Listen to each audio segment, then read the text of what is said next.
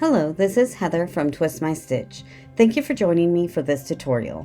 Before we get started, if you have any video requests, send me an email to heather@twistmystitch.com. You can also find my social media links in the description below. Please give this video a like, subscribe to my channel, and click on that bell to get notified of future videos. Thank you for watching, and now go twist my stitch. In this tutorial, I'm going to teach you how to finish off the edge of your Tunisian honeycomb stitch.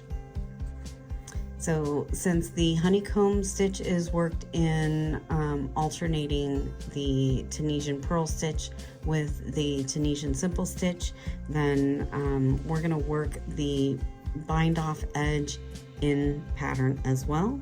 So starting with the Tunisian purl slip stitch, we're going to go in as if we're going to work that purl stitch, and instead of going in and picking up the next stitch, we're actually going to just work that as a slip stitch.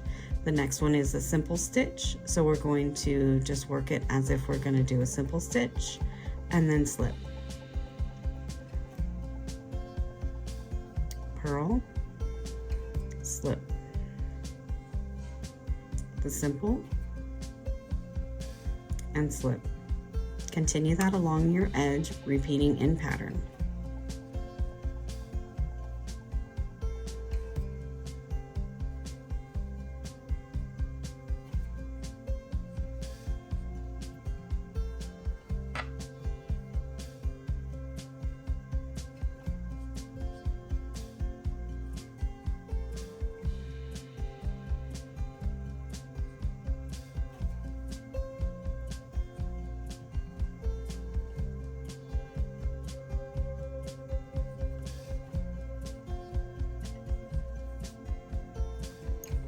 And that gives a nice finished sturdy edge to your Tunisian honeycomb stitch.